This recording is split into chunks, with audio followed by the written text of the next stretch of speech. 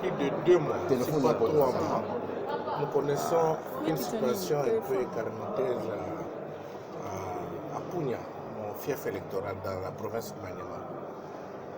Depuis que le chef de l'État avait lancé l'appel aux patriotes pour soutenir l'armée, nous avons reçu dans la commune de Punya un nombre élevé aussi de Wazalènes patriotes qui sont là, et cantonnés malgré beaucoup de difficultés aussi, surtout sur la prise en charge.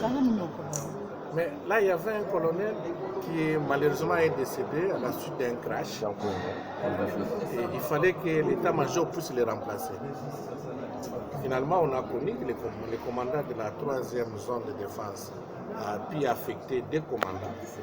Et quand ces commandants sont arrivés, ces 2 colonels sont arrivés à Punya, il y a eu beaucoup d'incidents. D'abord, les Wazalendo, c'est comme s'ils n'ont pas apprécié l'arrivée de ces commandants. Et l'état-major, jusque-là, qui assiste à quelques affrontements entre les Wazalènes et les FARDC, n'a pas encore pris une décision finale quant à cette décision d'affectation des commandants.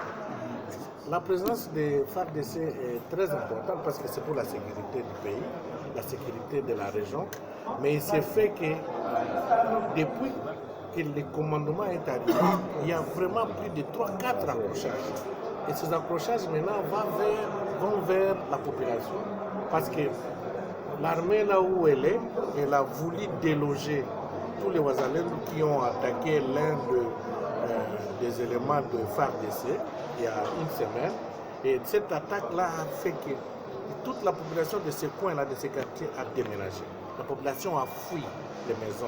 3 maisons ont été détruites. Les gens ont perdu des tôles, ont perdu des matériels, ont perdu des biens.